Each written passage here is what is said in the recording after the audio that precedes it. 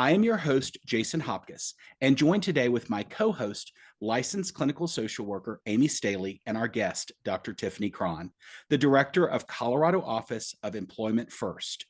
Tiffany is a well-respected leader in the field of disability and has over 17 years of experience working with people with disabilities who want to live the life they want. Tiffany has also been an online educator for 14 years and has primarily taught undergraduate courses in statistical reasoning and research methods. She is a certified person thinking trainer and infuses the person-centered mindset into her efforts. Additionally, Tiffany holds a PhD in general psychology with an emphasis in cognition and instruction and a master's degree in educational psychology. She is driven by the belief and value that all people have the right to work and that support does not come in a one-size-fits-all model. Tiffany, welcome. It's a pleasure to have you here today. Thank you, Jason. Thank you, Amy. It's a pleasure to be here. Yes, I'm so thrilled that you were willing to come on and join us today. I know that you and I have had several conversations recently about some of the work that your team has done, specifically that's been more youth-facing for youth and their families. So I'm really honored and appreciate you joining us today. And we clearly kind of had an introduction of some of the work, but can you tell us a little bit more about you and some of the work that you've been doing recently? Absolutely. So for me, as kind of Jason mentioned, I absolutely love working within the field of disabilities. That is my passion area and what I've basically devoted my life to doing. I'm also a person-centered thinking trainer, and that too, I think, has really set the foundation for how I view the world and where I find that I fit in as like a puzzle piece into this great world that we have, in that in any capacity in our interactions, our writing, our, you name it, Zooming, we can be person-centered towards one another. We have opportunities every day where we get to learn and know about people, and more than like surface level or agenda driven information. You know, we might be going into a session where we get to learn about people, but we have a questionnaire that we have to fill out, or some kind of form. But we could take opportunities just to connect with people and really get to know with people. And so this person-centered mindset of really, really understanding what is important to people, what makes them happy and comforted, fulfilled, satisfied, and content in their life is really, really important to me. But then, you know, what kind of supports can we bring to help figure out what is important for them to stay healthy and safe in their communities and to be valued and a contributing member of their societies. So I feel like that is really the driving force for the work that I do. And so collectively, I, of course, am with the Colorado Office of Employment First, and we are a program of JFK Partners, which is the University Center of Excellence and Developmental Disabilities. And we are housed within the University of Colorado, within the School of Medicine that's on the Anschutz Medical Campus. So that's where we are. Big long mouthful. Yeah. But our work, we were developed as an office just in 2019. So very recently, out of a need, because our state here in Colorado is interested in being and has devoted and determined they're going to be an employment first state. So an employment first meaning that we believe that all people with disabilities can and should work if they want to, have real work for real pay, and have it be inclusive within the community, be competitive wages, meaningful work, something that they want to do. And so we were developed as an office to kind of help support that initiative and help our state move things forward. So there's 3 different things that we do as an office to support that. One is training. So we offer and do a lot of training, and Amy, I know that's what some of our earlier conversations were all about. So I can talk a little bit more about that here in a minute. But we do a lot of training, really elevating supports for people with disabilities out in our community, helping to educate and provide higher professional development for those staff and teams that are out there doing great supportive work. The other pillar that we do is collaborations and partnerships, because anything that we do, we can do better when we do it together. Mhm. And so we bring together and we like to partner and collaborate with as many entities, such as yourselves, to really spread the messaging and promote awareness and really think together on what can we be doing better as a state. And then the third piece that we also do is systems innovation, because this is a bit of a shift. It's a culture shift and it's a mindset shift in how we support people. And we want to come together to figure out what are the barriers, what can we do together as a system to make things better, less challenging. And so we're a part of this systems change effort through great innovation. We love thinking outside of the box and what could we do differently. And, maybe we've been doing something that we thought was really great, and maybe it's time to tweak it and modify it and progress. So kind of that progressive lens really fosters the growth of our team and the work that we do. So that's a little bit about, of course, me and our team and our office as a whole. I hope that's helpful, Amy. I love the work you're doing, and thank you for giving us such a detailed, rich description. And really, why I think we were so excited to have this conversation with you is similar to our organizations. I mean, that are rooted in this knowingness, this person-centered approach of ensuring that we're seeing, valuing, and hearing everybody that we're interacting with, and then also the focus on innovation, about recognizing that we have an opportunity to better meet people where they are with the tools and resources that are available in today's age, and really being on the leading edge of those things. So again, I want to mirror, thank you for the work you're doing, and I'm really grateful that you're here to have this conversation. Yeah. Excellent. Thanks, I Jason. feel like I love the way that you explain that, and you can feel your passion. This is clearly, I know you said you've dedicated part of your life to this, and your passion is definitely radiating off of you about this. So, I know you said you were going to kind of circle back to some of the training work. I think you and I connected initially with the youth focused work that you all have done, and not only offering direct resources to youth, but also to their families. So can you talk a little bit about that project and why you think it's so important for us to be talking about employment with youth? And Absolutely. yeah. Yeah, absolutely. An amazing project. Absolutely loved working on this. So we got a project, yeah, to develop a training curriculum and program for youth with disabilities and their family members. And it was funded by the Colorado Developmental Disabilities Council. And we knew at the very outset that we wanted the family and youth voice very pervasive, very strong as a guiding source to development, to delivery, to just every piece of it. And so early on, we held some focus groups with youth, and then a completely different one with family members, really sharing their tips on, this is what I need to know, this is what I don't know. And of course, it was all around employment. So what do they not know about employment? Sometimes youth with disabilities are overlooked in gaining those work-based experiences during high school, like other high schoolers that do not have disabilities. And that's our chance, that's our opportunity to try and figure things out, right? It's okay if we mess up. We're in high school and we're learning, we're a youth. And but if that time period passes and there hasn't been any work-based experiences, now as an adult, they're trying to go in and learn things, and it's they don't have that same, accommodation of like, oh, well, yeah, you're a youth, you're learning, this is your first job, kind of a thing. So really, really important to do. So we asked youth, like, what do you want to know? What are the gaps? So we developed and we did the same thing for family members. And so pulling that information together, we created a 2-track training program with the exact same topics or themes, but the way the delivery and the content was developed was very focused around either youth for their track or family members for their track. So we had six overall courses, if you will, themes or topics that came up from those sessions. And so we decided to have just a general one of what is employment and why is it so important, and employment first, bringing in all of those concepts. We had another one around what are the skills that are important when they want to work that they could focus on. Another one, since they are youth and they're still in school and or in transition, we had a topic around how does employment fit into the education process.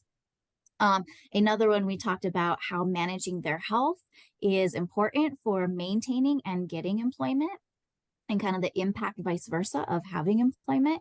And then we had another one around just general services and supports. So to help youth and family members recognize that if they want a job and want a career, that there are entities, there's organizations out there across Colorado that help people get these jobs and help these youths, on the job if they need long-term support through that. So we talked about that. And then the last piece we talked about in the training program was all about how employment interacts with their disability benefits. Because one of the biggest fears we hear a lot from youth and their family members is the fear of losing disability benefits, and that might be even a barrier to employment, that they might say, oh, I can't lose that, so I'm not going to work. Right. And so there's a lot of misperception, and there's a lot of supports and other things that can help support an individual. And so we thought we would really include that in the curriculum to help maybe fix, or not necessarily fix, but to help address some of the misperception when it comes to working and the impact for disability benefits. So we created, this six module program, really keeping it kind of bite-sized. That was something we heard a lot from youth and families, just saying, keep it small. I don't want to be sitting here for an hour, So it was about a 30-minute session with then activity and discussion after that, which was really, really great. We also brought on, in addition to having those youth and family focused groups where they shared feedback with us, we brought on a youth lead and a family member lead to help us through concept development, delivery, every aspect of it. And we're really, really thankful and grateful for both our youth lead and our family member lead on the project. And midway through from offering these, we created materials and distributed these. And we were doing virtual live sessions to help, across Colorado. And we found that schedules are hard. Youth and family schedules are very hard, and they change, and every day can be different. And so what we ended up doing midway through was we created a fully on-demand version of the training program. So we went through and recorded the course topics, all 6 of them, in small increments. We brought in our youth lead to co-train with us. We brought in our family lead to co-train on those tracks. And so we built it and created it, and then we have it now available on our learning management system. And we got great feedback that's what families and youth wanted. Somewhere they could go, they could get access to this material whenever, maybe it was 3 o'clock on a Wednesday, but maybe it was 9 o'clock on a Thursday, because that's just what worked for them and their family. So flexibility, I think, was probably the biggest thing that we learned throughout this program is, if that lens of, if it's not working or it's not working for the target audience, adapt, be willing to change things up and do something new in order to help get this material out. So once it was out, either from youth and families taking it live with us or taking it on demand, we heard such great feedback in areas that we were hoping the impact would be. And specifically, this is around empowerment for youth. For youth to say, oh, wow, I didn't realize that I could work. I've had other people in my life tell me I can't work because I have a disability. And so that was huge, helping them to see that, yes, you can. There's supports out there that can help you do this. And then on the flip side of that, the families as well, we heard that from them saying, this is great. I've been so focused on helping my son or daughter be healthy and safe. And that's kind of driven our focus for so long that, we haven't thought about employment, but I feel really empowered as well to start having these conversations and to know that there's support and there's a way. So it was really, really great. We had one family member even call us. She talked with me after the program, and she said, I just feel so empowered. She goes, we were planning for my son's, IEP in school, individual education plan meeting. And she said, and they're like, should we talk about employment? She goes, yes, we should. My son has things that he's good at and he wants to work. So yeah, let's talk about employment. So really, really great. And so we still have it up. The program, the funding for that has ended, but now since we created that on-demand version, there's not a lot of cost on our end to keep it rolling. So it's still up, it's still available. So if anybody's interested, they can get in touch with us to That's participate and take that. No, that's great. And I think and we can actually, include that in a link if you would like us to, and obviously want to make that available to as many families and people as we can. One thing that I really love about what you just shared is the importance of integrating the youth voice. At Here with Nobody's Perfect podcast, that is a lot of what we've done is actually brought topics that youth have shared are important to them. And I think Jason and I even kind of went back and forth and talked a little bit about employment of like, well, yeah, how does that fit? Where does that come in? And we looked up the data. It's very much integrated into this generation. I mean, I think the data that we saw was 40% of youth ages 16 to 19 in Colorado are working. And I do think that there's times that there's misconceptions that while people are in high school, maybe they get a summer job or maybe they don't, or maybe some work, but 40% is a significant amount of youth that are working. And um, I guess I'm curious from your perspective, not only for people impacted by a disability, but you and I have discussed the social determinant of health and how employment can be a piece of that. One, for those listening that might not know what a social determinant of health means, can you explain that? But can you also talk about the importance of employment as it relates to that, especially for youth in general? Yeah, absolutely. So, yeah, employment is absolutely key to a social determinant of health. So there's actually five categories that they've lumped together to say these are the social determinants of health. One of them is being like within your neighborhood and having that built and established environment. That you have health and healthcare and how that relates, the services and supports you're getting, and that how that relates to your overall health experience. Your social and community context is another area and category, and then education. But the fifth one that is linked in that is your economic stability. And all of those come together to really play an essential role in determining how healthy we are, and having that robustness from all of those areas helps us to have a more fulfilled and healthy life. But speaking to just the economic stability piece of the social determinants of health, this really explains why employment is so important and key. So employment, probably one of the primary things you get with employment is money. So you're making an income. And for many, many people, there's about 85% of people with disabilities living in poverty. And primarily that's because individuals with disabilities are not engaging in the workforce at the same rate as those without disabilities. People without disabilities are about 25% living in poverty, as opposed to only 10% of people without disabilities. And so employment provides the funding, the necessary income, even to help meet your basic daily life needs. So this is like money for food, clothing, and shelter.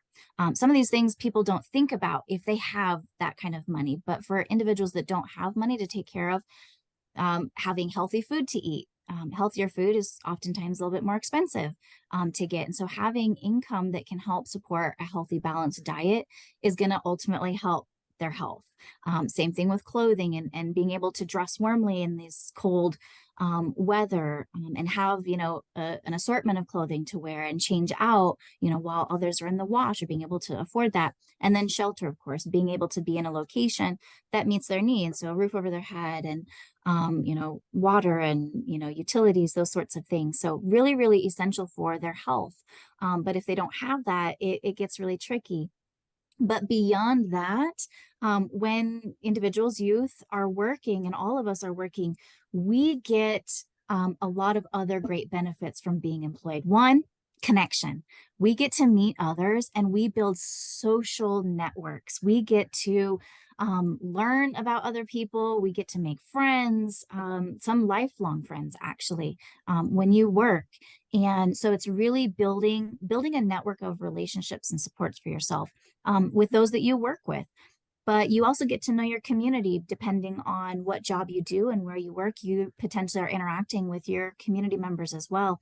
So again, you're building more relationships, and basically all of this helps us to be seen. And so individuals with disabilities, they're out there working alongside everybody else. It helps to promote value and recognition and respect for people with disabilities working out in our workforce, and that they're a contributing member of our society.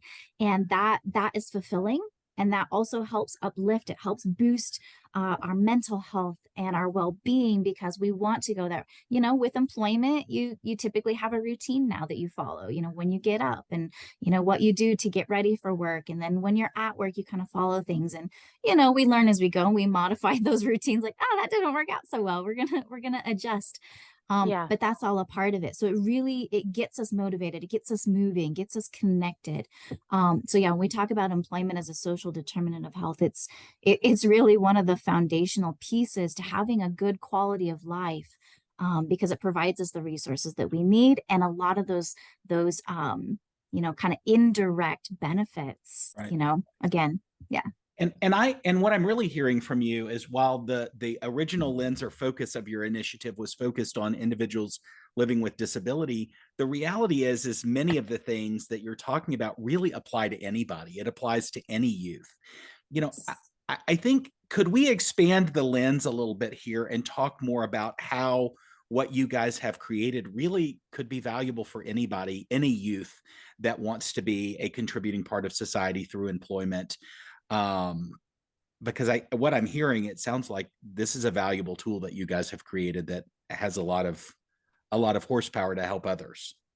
It does. Thanks, Jason. Yeah, absolutely. So, taking disability out of the equation is just, at the end of the day, we're all humans, and we have that commonality and bond. And one of the greatest things that I have learned over my time is that for those people that do not know what is available or what is out there in the world, they don't know what they're missing out on. Right. And that is a huge factor when it comes to being a youth. You're so young, and you haven't experienced the world, and depending on where you grow up or whom you grow up with, and so many different factors, you might not have direct exposure to a lot of things.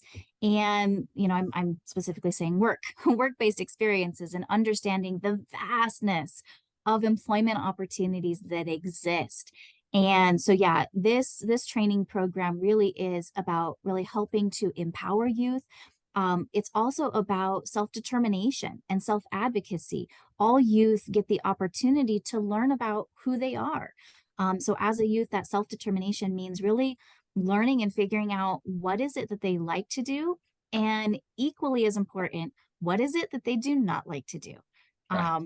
It's a case of trial and error. You get out there and you test the world, and we're allowed to do that as a youth, so much more so than as an adult. So the youth years are really, really prime because we have support, we have those around us to be like, oh, we really messed up, I shouldn't have done this, that was a bad choice, or this wasn't a good match for my interests. Like, I really thought I really liked animals, and so I'm volunteering over at the animal shelter, and then come to find out I got allergies. And I didn't know that because I was never exposed. And Right. so I had no clue that that was a support that I needed. And so, like, these experiences really help us to shape and navigate. When you get that question, like, what do you want to be when you grow up? That's hard if you don't know what's out there. Yeah. And so this curriculum really is focused on that self-determination piece. Let's get to know what do they like to do? What are their interests? What are things they want to try that's new, they've never done, or they've heard somebody else did? That kind of a piece, because then it filters down into them and their self-confidence and self-advocacy towards being able to speak up for themselves, because that's also hard for you. Like, I'm just going to let, my parents or my friend, answer for me, or those kinds of things. And it's really important to have a voice. We all have a voice, and we all have things to say. We all have a perspective. And of course, with my person-centered mindset, I believe in valuing and respecting all opinion. And so it's, having that self-confidence to advocate for, what, I thought I liked this job, and speaking up and saying, maybe I don't now. Because there's pressure. There's a lot of pressure as a youth. Like, what's the right thing to do? And am I doing the right thing? And so, if they just recently got a job, but they're feeling like it's not the right match, to say that, to say it's okay to say that. And maybe there's within that organization or company or business, maybe there's another job that they could do that doesn't have maybe some of those pieces that were not a good fit for them. So feeling confident to really speak up and say those things so that they can have that quality of life that they want, instead of getting stuck doing something that they don't like and doing that for a very long time. But then basically where that funnels to, as we mentioned in this training program, is independence. Yeah. It is so key and essential through these youth years to help youth feel like they're ready to step out into that world and be independent. And one of the biggest pieces with that is employment, and being confident to, go out there, and they know how to find employment and do those interviews or do those applications, and to be able to talk and communicate with respect to their colleagues and their supervisors, and yet still be able to advocate for their needs, in a respectful way. So it is very, very foundational for all youth to know. Well, and I appreciate that. And I think, as a parent, right, thinking through of, oh, but what about, I want my kid to focus on school. How are they going to have time for that? I don't want them to feel the pressure of that. I'm able to provide, financially for them, right? Because I know we were talking a little bit about the self-determinative health and how, obviously we do need money to pay for things, and that is a part of life. But, you touched a little bit earlier on that if you do get a job, they might get a little bit of a pass of, oh, you're still learning. Talk to us if I'm a parent and I'm like, well, okay, this is great, but I don't know how we're going to fit that in. I mean, I'm looking at my calendar. Where is my son going to work, or how are they going to even squeeze this in? So, can you talk a little bit more about practically, why it is important to consider having youth work and trying these things out when they're younger? Absolutely. And I'm glad you bring that up too, Amy, because when I say work, there's actually a variety of ways that youth could do this. And so it could be paid work, but if time and scheduling are of issue, and I'm looking at my own schedule and my daughter's schedule, and realizing and recognizing that they can also get very valuable experiences through volunteering. And so that is typically much smaller, or even over just a small time period. So maybe it's, I'm going to go volunteer on this Sunday, and I'm helping Habitat for Humanity build a house because maybe I want to go into construction. I'm just interested in that.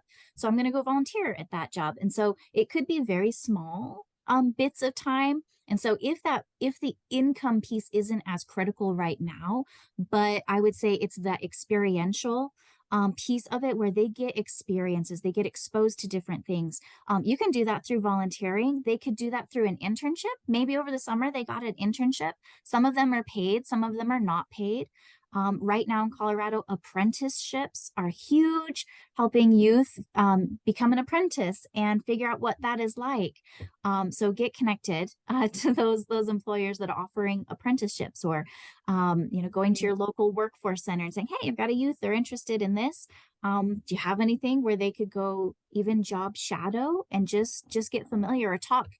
Doing like informational interviewing. Like, I just want to go talk to this business and figure Mhm. out what is it that you do, and if I want to do this someday, what kind of education requirements are needed, or work-based experience. Can I come in and do this?" So that youth are getting that same level of exposure to everything. So yeah, um, highly variable, but I think all with the focus of doing what makes sense. But also, because I heard this from a lot of families that we talked with, and like, well, I don't even know what they would do, if we were to pursue this. And so this opens up an opportunity for families to get together and start having conversations. And I don't mean just, hey, what do you want to be when you grow up? Because that's hard. It's more of a observational period of observing youth and figuring out what is it they gravitate to? Do they seem to thrive in an indoor environment or an outdoor environment? Where do they seem most happy? What do you see them, when they have downtime, what do they go do? And is that thing that they're doing something that could be an interest that somehow relates to an employment experience they could get?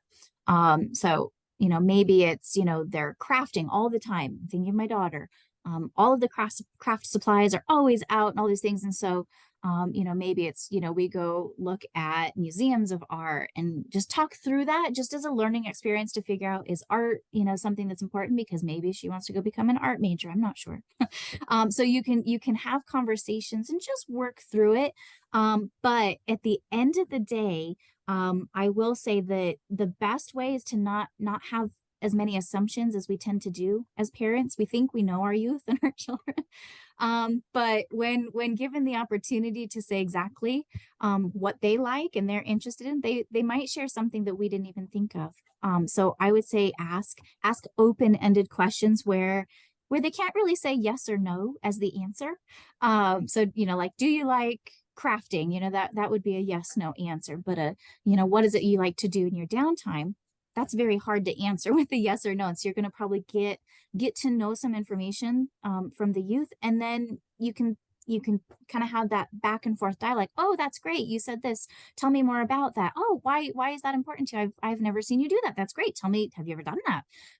Like really asking those follow-up questions to learn about youth. So so for families, it's a bit of a discovery Yeah. process of, I'm learning about, all those things, which, that's one of the skills of person-centered thinking is discovery and listening and learning. And so that's, we're just being person-centered. We're open to hearing and learning about youth and what are their interests and passions, and also what are the things they don't like. That's so important too. Like what, and if that's, maybe that's the starting place. Maybe they don't know exactly what they like, but they probably absolutely know what they don't like. Yeah. Because if they've had those experiences, like, oh, okay, I don't want to do this job. I've seen people do this job. That's not for me.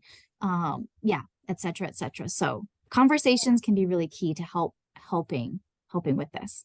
Yeah, well, and thank you. I feel like what I'm hearing from you is not only is employment going to be beneficial for youth for their own self-esteem, self-confidence, learning skills of independence and responsibility, but it can also be a way for families to connect with their youth. So instead of how was school today, or and fine, right? Instead of the fine answers, it's like, hey, how can we come together and do some detective work to figure out what you might enjoy and where you might like to work, even if it's just integrating it into the day to day and running errands, right?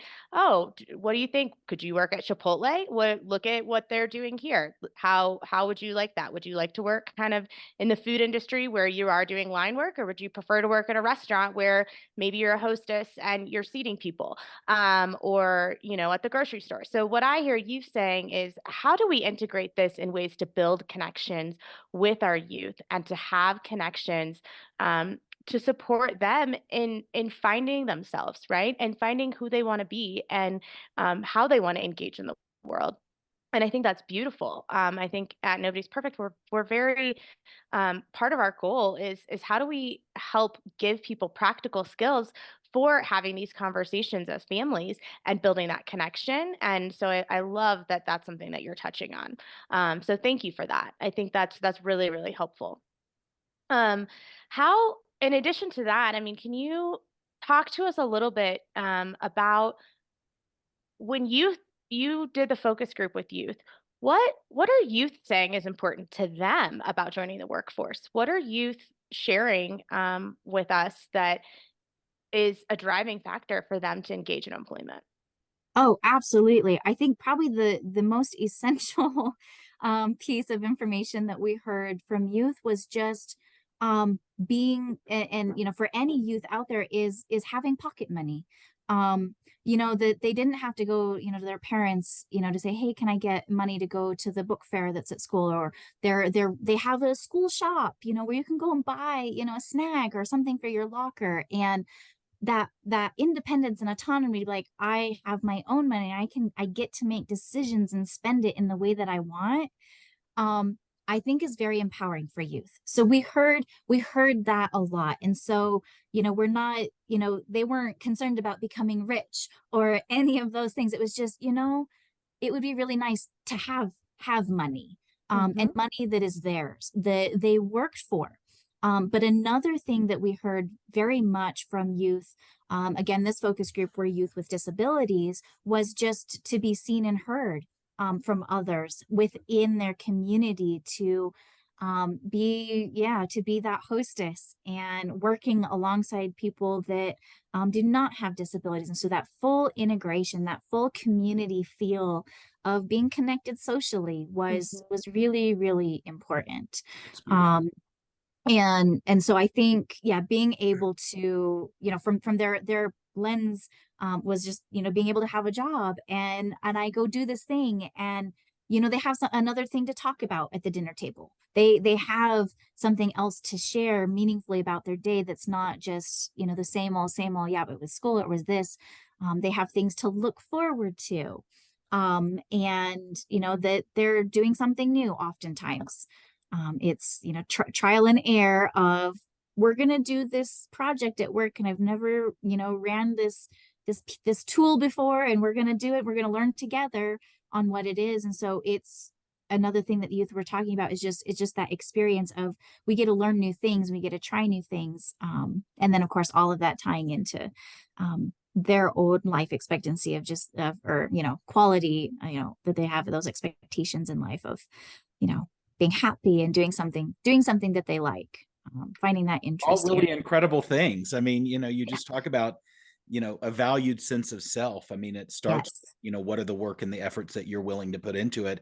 And I love this proactive approach of really, like for us, it's a for youth by youth initiative, but you really were thoughtful in creating this from the lens of what are youth saying? What do they want? Because I mean, the reality is that the adults in the room who may have more experience and be further down the path, it's also important to recognize the world is vastly different than it was when we grew up. And so I think understanding these things from that lens today is really essential to building, these tools and resources that meet people where they are now, not where they were 20 years ago.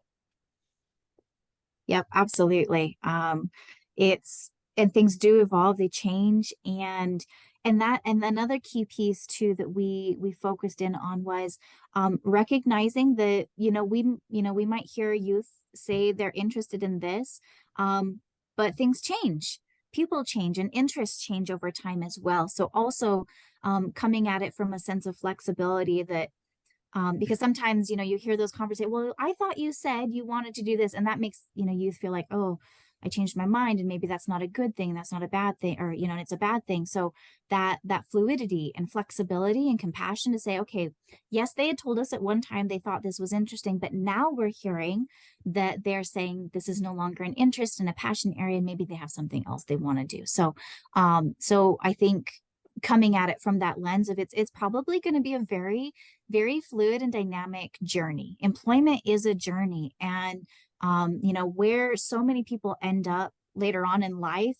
if you were to go back to their youth self and say, where do you see yourselves? They might be there, they might be a completely different path.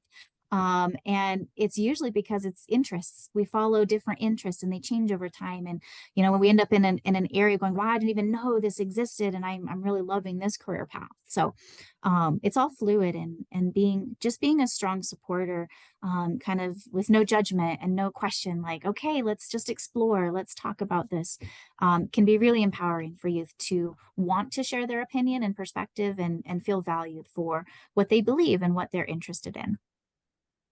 Yeah. No, and I think one of the pieces that is coming up for me as you're talking about this, right?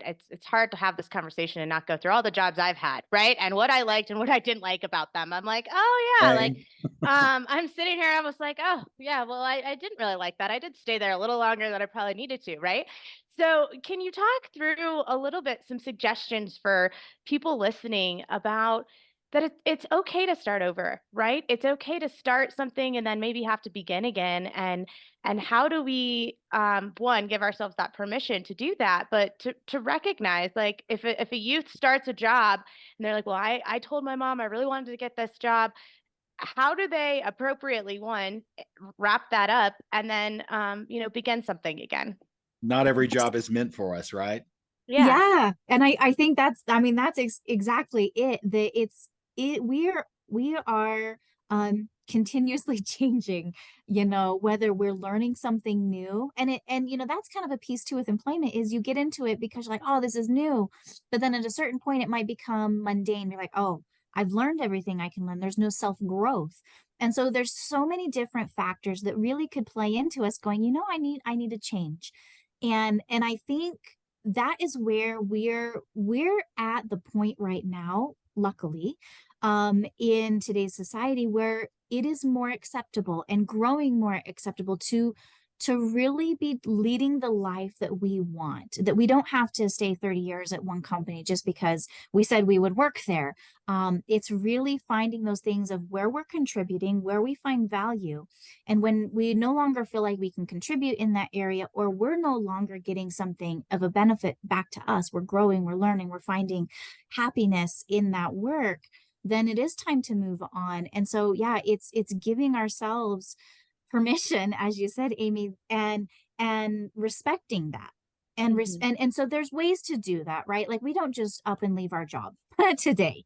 You have conversations, you think through, maybe do that pros and cons list of, okay, what do I like about this employment? What are things I don't like about this employment? Because you can use that information to inform that next job, that next career. And then you can use that information also to talk with your supervisors or your employer to say, hey, I really like, these are the things I really loved about working here. And, for this reason or this reason, I have now shifted either my passion or my interests, or I've learned about this, and I hear this is a great opportunity over here, and I want to pursue this opportunity. And so that is an uncomfortable realm for many people, is to be Mhm. in that phase, in that space.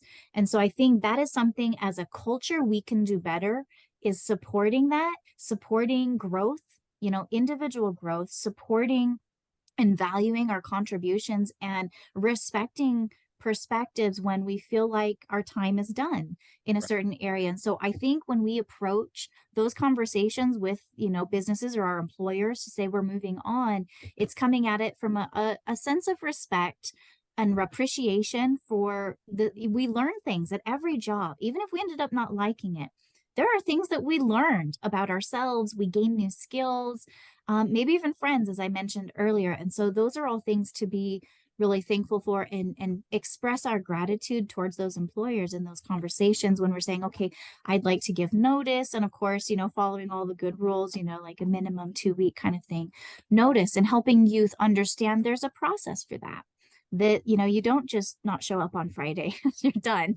You go in, you write a nice letter, explaining these are the things I really enjoyed working here, my interests have moved on, so I'm pursuing employment elsewhere, those kinds of things. That's how you maintain relationships as well, which are also key, right? Right. Oftentimes you need references, or a new employer is going to call that old employer and say, how were they? So it's not to say that you can't ever leave a job, it's just you do it in a positive light, in a positive manner, um and that will hopefully help you further on, down your career line. But for youth, this might be their first experience with that, and so helping them to recognize what the process is, and it's going to be very individualized, how they want to do it. But trying to maintain at least those standards of respect when we communicate that. I But love also how, then, yeah, go ahead, sorry, Jason. I Yeah. love how thoughtful that you are in describing the process. And really, what I'm taking away from this is it's about empowering youth to really prepare themselves to being in the workforce throughout the courses of their lives, with giving them healthy tactics and skills that really, again, build esteem and confidence, and move them into the workforce. I so love what you're doing today, and we're at the end of time and really need to wrap this up. But thank you. I mean, thank you for really helping inspire and motivate future generations, and giving them healthy tools, appropriate tools that really can guide them throughout the course of their lives. Because what you've talked about with us here today, Tiffany, I mean, it's so foundational, again, as a social determinant of health, to really help people move on and thrive and have a life that they enjoy and can move forward with pride in. Yeah. It's valuable. Thank you. Yes. Yes. Thank you so much for joining us and providing this insight. Like I said, it was so hard for me not to think through like some of my employment experiences and maybe ones that I handled well, or maybe opportunities that I could have done things differently, especially as a youth. So, excuse me, really appreciate that. One thing we always like to end with when we have guests on is asking them to explain to us what nobody's perfect means to you. So, can you share with us what nobody's perfect means to you? Oh, yeah, absolutely. And also Jason and Amy, it's been a pleasure to be on and to be partnering with you as well, over these past few months. And so thank you for that. And thank you for this opportunity to share. And so for me, the nobody's perfect, that I feel like that's my mantra in life.